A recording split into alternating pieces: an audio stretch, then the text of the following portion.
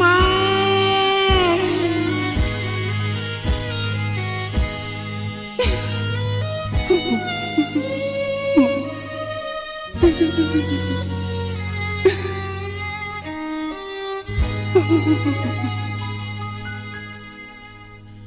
យប់យន់ស្ងាត់ឆឹងសេញចឹងនឹកម៉ែក្រោមពុនលឺខែម៉ែបំពេកូនពេលយល់អងរឹង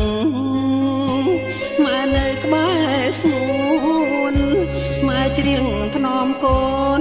ពីរួងពេកក្រៃ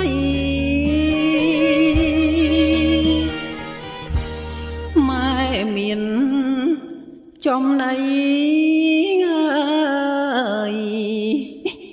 ខំលៀងបំពួនតុងឲ្យមៀងស្ងួនធ្វើជាអាហារមិនថាថ្ងៃ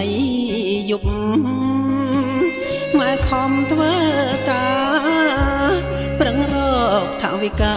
ទុកចេញចំកូនម៉ែខំរកស៊ីមិនមានចន្លោះឆ្លៀតឲ្យបើដងមិនមានខ្មាំងអី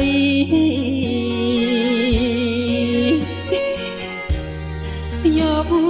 សងបាំងកូនយកខ្លួនបាំងថ្ងៃស៊ូទ្រាំអ្វីអ្វីឲ្យកូនបានចែកម៉ែខ្ញុំសែនចាស់